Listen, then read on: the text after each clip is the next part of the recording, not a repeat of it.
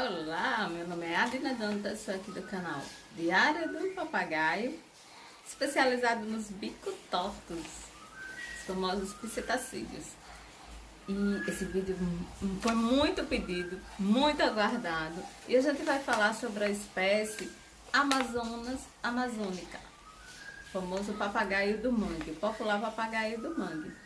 Então, se você ainda não é inscrito no nosso canal, se inscreve aí, curte, comenta, compartilha. Isso ajuda pra caramba. Dá gás, sabe? Dá mais vontade de fazer, de continuar.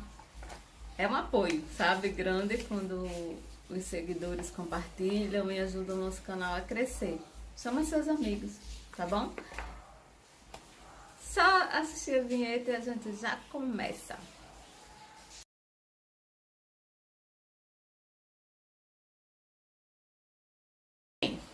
Dentro da classe, chamada de classe dos papagaios amazonas, existem mais de 30 espécies, aproximadamente. Mais de 30 espécies de papagaios dessa grande família dos Amazonas.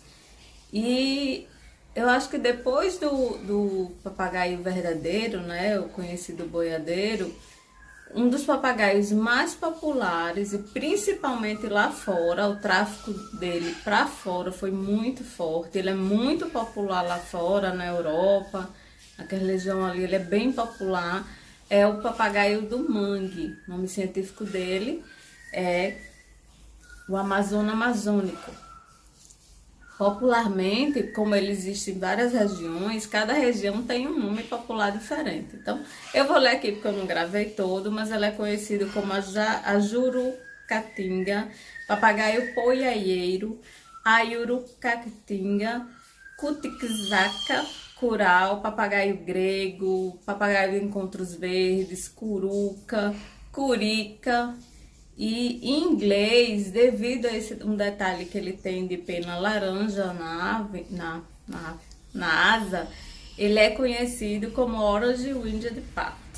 Não sei se essa pronúncia tá certa não, porque meu inglês não é minha praia. Nem português é perfeito, você imagina o inglês. Mas é isso aí, vocês entendem.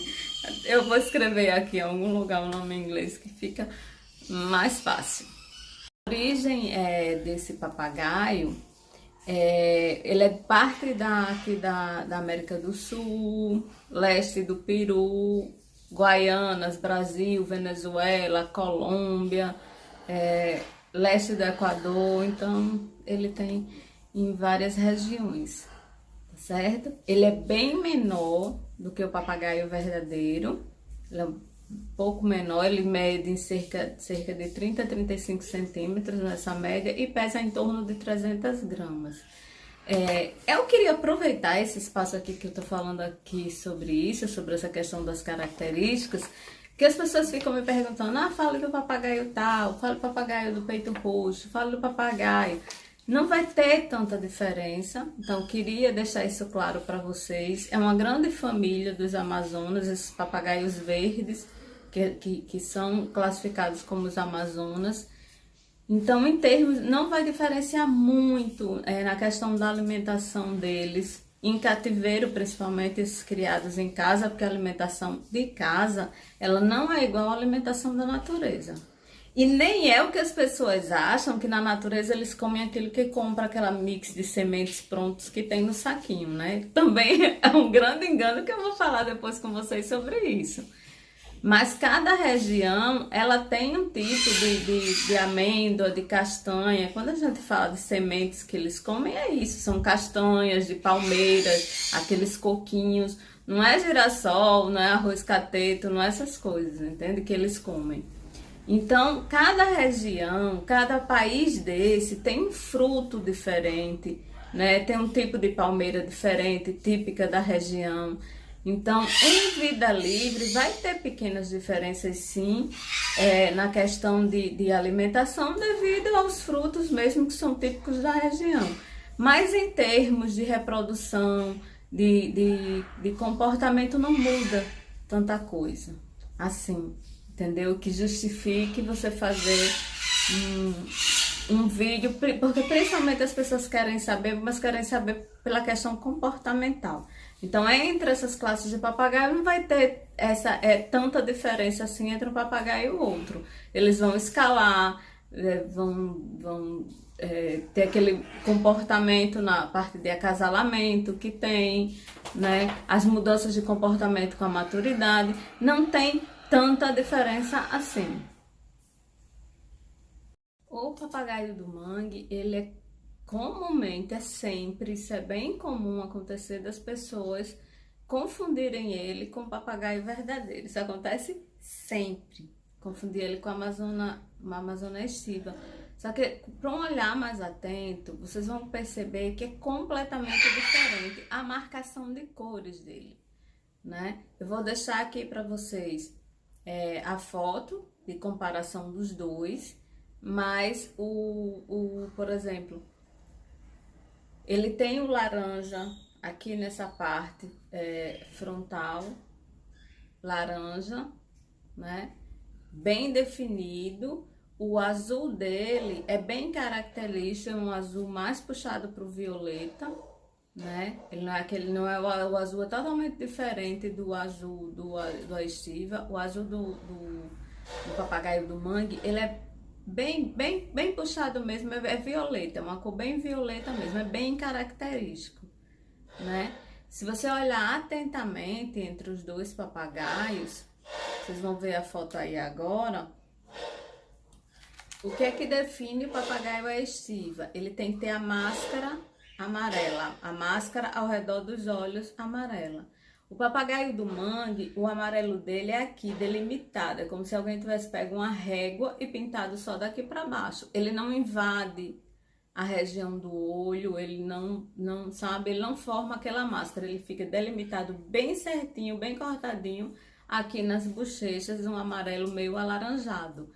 E o violeta aqui, e tem um pouco de amarelo, mas aqui concentrado no topo da cabeça. Ele nunca fica ao redor dos olhos, que já é característica do estiva. Tem a máscara, claro que o estiva tem uns que tem muito amarelo, tem outros que tem menos amarelo, mas o amarelo dele é aqui ao redor dos olhos ou se estendendo pela cabeça. Mas a marcação de cores, ela é diferente em vários aspectos também. Ele tem as penas laranjas aqui na asa, que é o que dá esse nome a ele em inglês, né? Papagaio da asa amarela, em inglês, a tradução é essa, que é bem característico deles também. Então, tem essas diferenças, vocês estão vendo aí nas fotos a comparação mostrando a diferença entre cada um. A tonalidade do verde do corpo também é mais clara, ele é bem diferente. Agora, se você olhasse muito rápido, você vai dizer, tudo é papagaio verde, tudo tem azul e tudo tem amarelo no rosto. Mas não, o que define mesmo além dessa marcação de cores bem diferente, a marcação de cores do mangue, ela é bem característica. Ela não tem diferenças como a estiva. A estiva já tem muita variação, né? A estiva você vai encontrar a estiva com quase nada de amarelo, bem pouco amarelo, mas tem amarelo. E a estiva com um rosto muito amarelo que chega a se estender aqui no pescoço. E o papagaio do mangue não, a marcação dele é bem certinha, sabe? Bem marcada, bem característica mesmo. O papagaio Amazonas, ele filhote, ele também apresenta diferença nas cores. O violeta dele é mais suave, é menos, o amarelo também. Quando ele fica adulto, essa cor vai ficar mais forte e vai se espalhar mais violeta. O azul ele vai ficar em maior quantidade, em mais quantidade e mais viva. A cor tende a ficar mais viva. E também tem a questão do olho, que eles também, como a estiva, nascem com aquele olhinho escuro. Vai migrando do castanho bem marrom, bem escuro, ele vai ficando um castanho claro, passa para um amarelo pálido e na idade adulta ele vai ficar aquele laranja vivo bonito. Muita gente queria saber muito era sobre a questão do comportamento. Então, ele em termos de temperamento, ele é um papagaio mais dócil, de temperamento melhor, muito mais carinhoso do que o papagaio estiva. O papagaio estiva é um papagaio difícil, extremamente temperamental, de personalidade muito forte. Ao contrário do mangue, que ele é muito mais afável, muito mais dócil, de melhor manejo. Lógico que, como eu sempre digo em todas as ocasiões, para toda exceção tem as regras. E um papagaio mal manejado, ou que foi maltratado, ou que está em sofrimento, ou sabe que está tendo um tratamento errado, ele pode ficar agressivo, né? Ele pode ter desvios de comportamento. Mas ele é um papagaio que ele bem cuidado, de maneira geral, a regra da espécie é um papagaio muito mais dócil, muito mais tranquilo do que o papagaio, do que o amazona a estiva. Porém, ele é muito barulhento, né? Ele no quesito barulho, ele faz muito mais barulho assim, em termos de vocalização, do que o papagaio a estiva. E principalmente se ele estiver em bando, se tiver mais de um papagaio, né? Se tiver lá, é muito barulho, a coisa pega mesmo, é bem barulhenta. É da espécie deles, né? E é uma vocalização bem típica que eles têm. Outra coisa é que é um papagaio bastante ativo, que gosta de atividade, que gosta de interação, que gosta de estar perto do tutor. Então, um papagaio, para que ele tenha um bom comportamento, para que ele tenha um bom desenvolvimento, ele precisa do manejo do tutor, ele precisa do tutor ali perto. Então, é importante que o tutor tenha tempo e dê atividade a ele. Ele vai ter um excelente papagaio. É um excelente pet, o papagaio do mundo. E ele é muito conhecido pelo bom temperamento dele. Na idade adulta, eles vão passar aquela fase hormonal, como acontece com todos. Acontece com a arara, acontece com todos, inclusive com os pequenininhos, né? A questão é que quanto maior a ave, quanto maior a sua potência de força, né? A gente vai para a questão, por exemplo, do papagaio, se eu comparar periquito, papagaio, arara, então é mais complicado de manejar.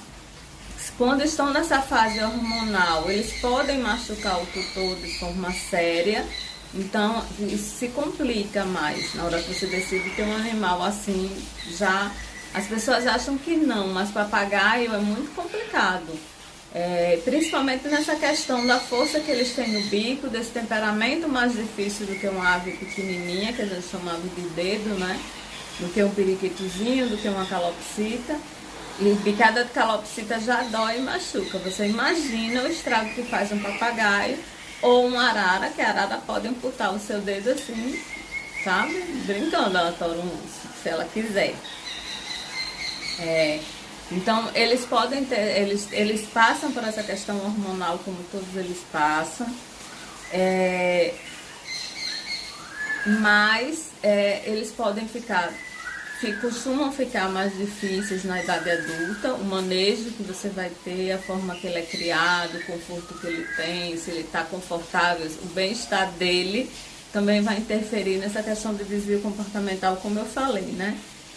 Tudo vai depender também das pessoas, da forma que as pessoas criam ele. São papagaios mais medrosos também por esse comportamento dele, são desconfiados. Muitos papagaios são, né? Eles tendem a ser bem desconfiados, desconfiam de coisas novas, situações novas, coisas novas. Então, se eu tenho que dar uma dica aqui nesse vídeo para vocês, e acho que isso vai servir para todos, mas tem uns que são mais assustados que outros, mais desconfiados que outros, é que crie um ambiente rico para a sua ave desde novinho, desde que ele chega na sua casa.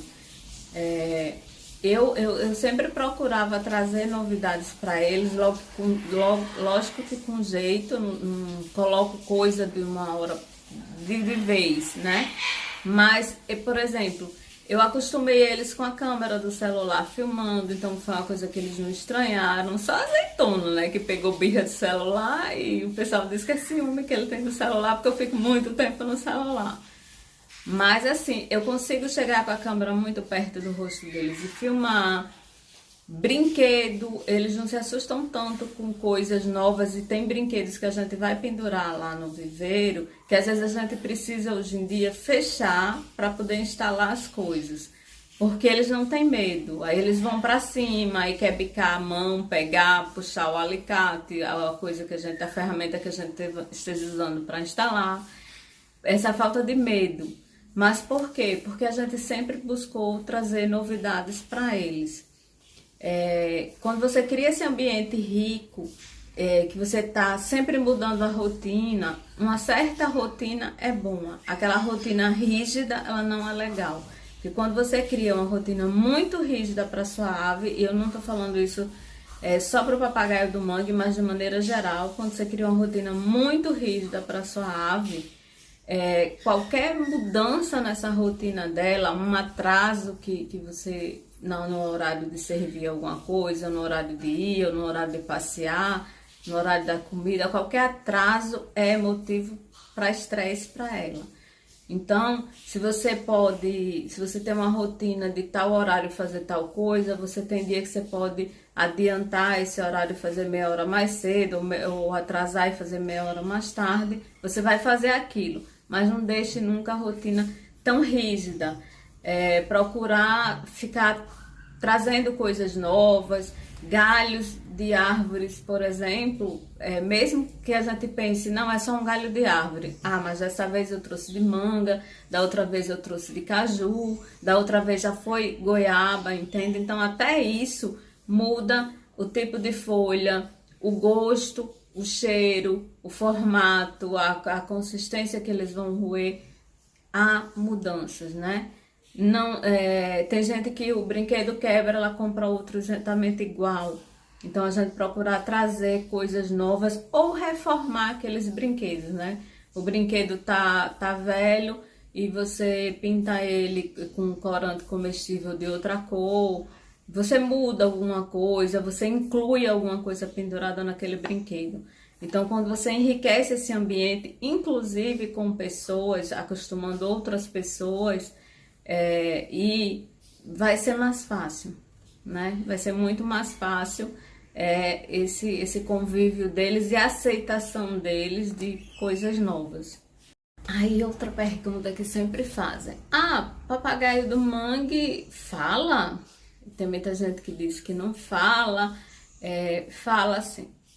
Na verdade, todos os bico-tortos, eles têm potencial de falar. Se vocês forem para livros de quebra de recorde, Guinness, essas coisas, vocês vão encontrar até periquito registrado que ganhou prêmio, que falava 1000 palavras, 500 palavras, sabe? E não são aves conhecidas como faladores, mas falam. Então, além dessa questão de macho e fêmea também, você vai encontrar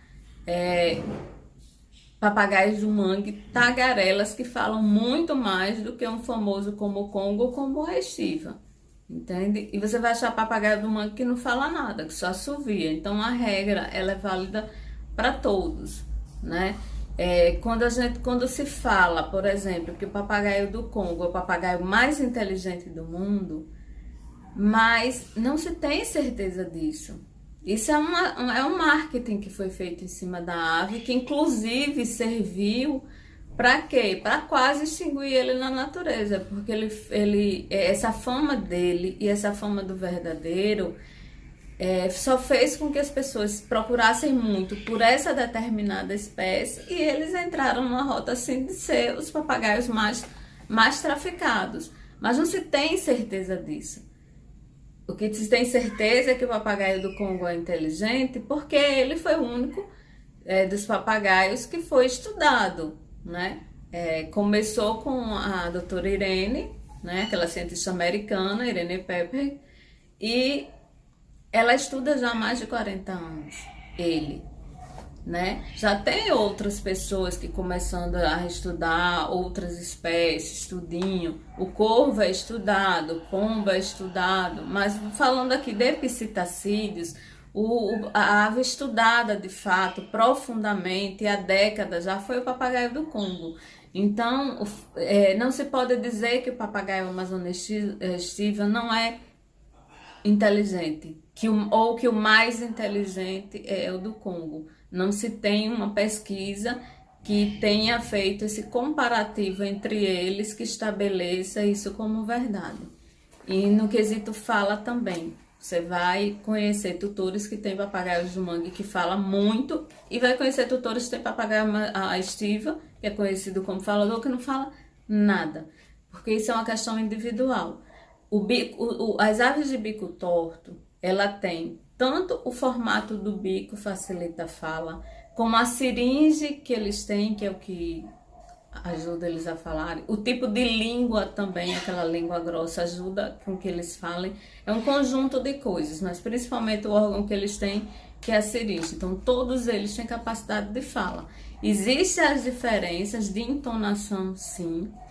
E talvez o estiva ele tenha pego essa fama e o papagaio do Congo, porque entre esses papagaios existe diferença na entonação da voz.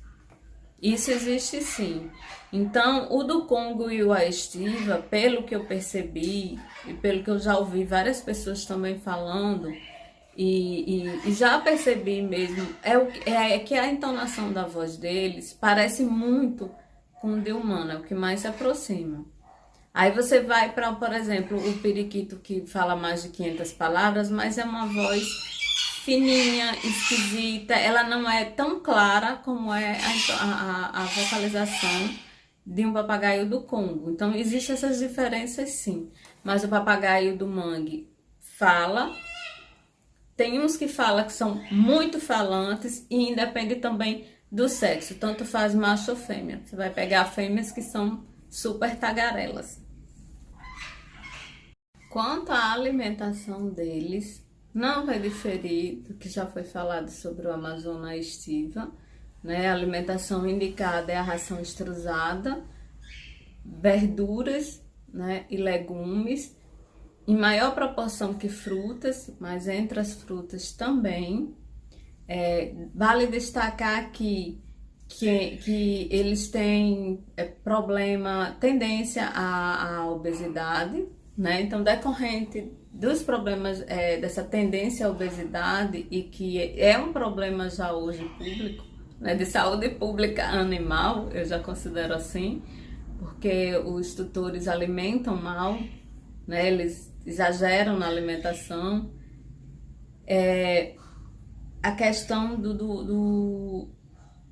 todas as doenças que vêm advinda dessa alimentação gordurosa, da alimentação errada e dessa tendência deles à obesidade. Então, junto com isso, o que é que vem? Problema cardíaco, devido à gordura, os problemas hepáticos,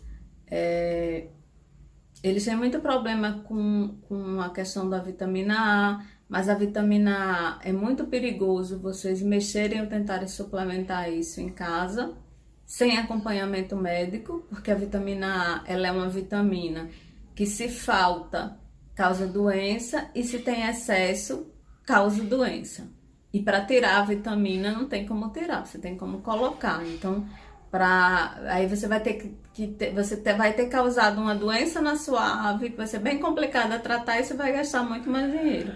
Então, essa questão aí, vocês têm que acompanhar através de exames, sempre acompanhar isso com o médico veterinário, tá certo? Ver como é que tá as taxas, fazer exame para saber como é que tá a questão das vitaminas, a questão do colesterol, a questão do açúcar, fazer um raio-x para ver o fígado, essas coisas assim.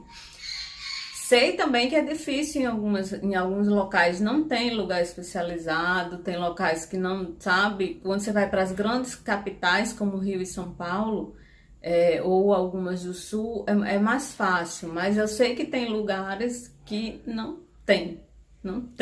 Às vezes tem um médico, mas não tem um local que faça raio-x, não tem um local que tem uma tomografia, não sabe, ou não tem laboratório na cidade, tem que ir para fora, eu sei que é muito complicado.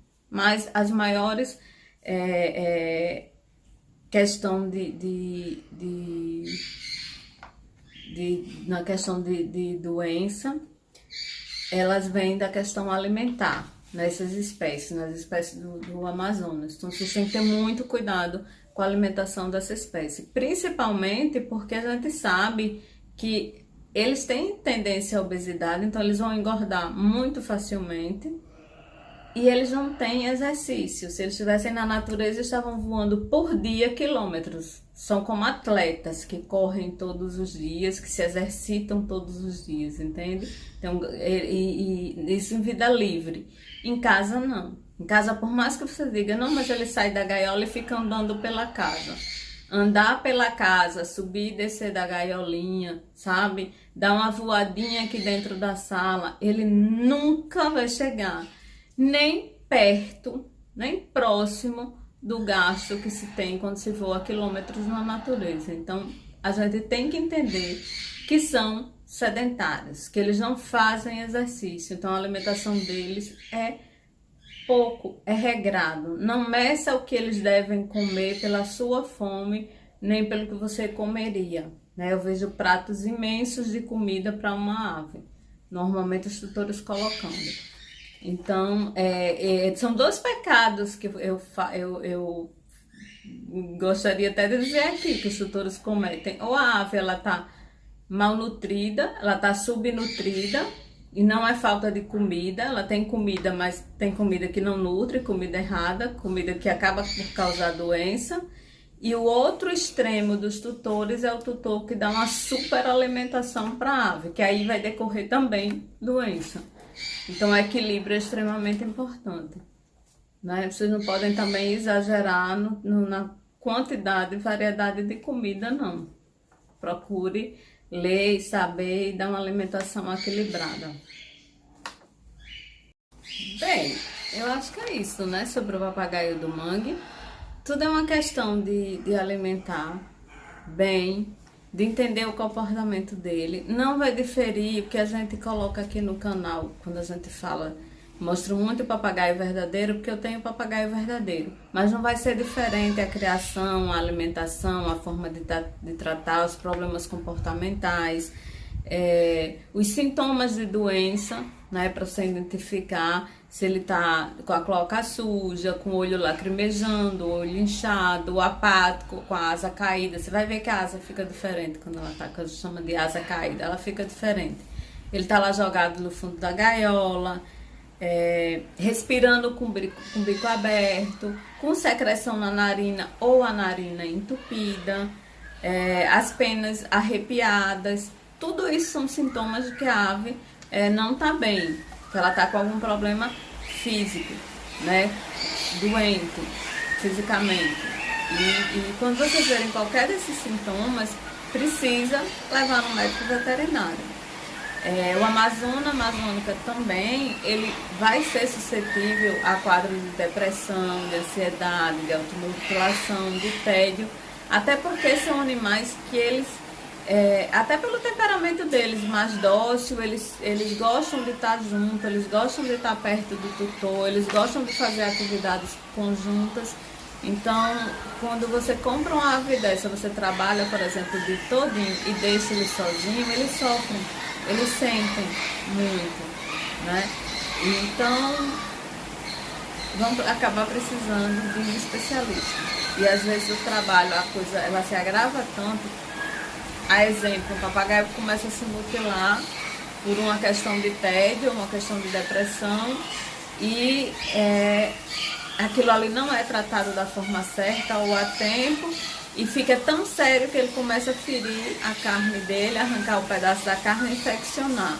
Então aí já entra o trabalho do médico veterinário, né, para ajudar na parte física, na parte medicamentosa, e o especialista em comportamento animal. Aí entra um trabalho em conjunto, porque normalmente esses sintomas são de problemas externos, quando não é uma doença física, né? São de problemas externos, coisas que estão acontecendo, uma conjuntura, e precisa ser resolvido. Eu espero que vocês tenham gostado. Eu sei que não tem tanta coisa para falar sobre o papagaio do mangue, porque é exatamente igual que a gente já fala sobre os outros papagaios, é o que eu disse. Não vai ter tanta diferença, no termos de comportamento, de como acasala, como chega na outra, são comportamentos muito iguais, não é nada diferente do que a gente já falou aqui sobre o papagaio naquele vídeo que tem, vou deixar o link aqui para vocês, o ciclo de vida dos papagaios. Tudo que eu estou falando ali serve para papagaio do mangue, serve para periquito, serve para arara, serve para cacatua. Lógico que vai ter outras diferenças. Ali eu mostro o papagaio desde novinho, tudinho. Vai ter coisa que não vai servir para arara, mas na questão de doença, de alimentação, de comportamento, de maturidade sexual, muita coisa ali é bem parecida, tá certo? Eles entram falando aqui de maturidade sexual, entram como todos os outros papagaios, com volta de 4, 5 anos, entram na maturidade sexual, tá bom? Espero que tenham gostado. Se gostar, compartilhe. Beijo.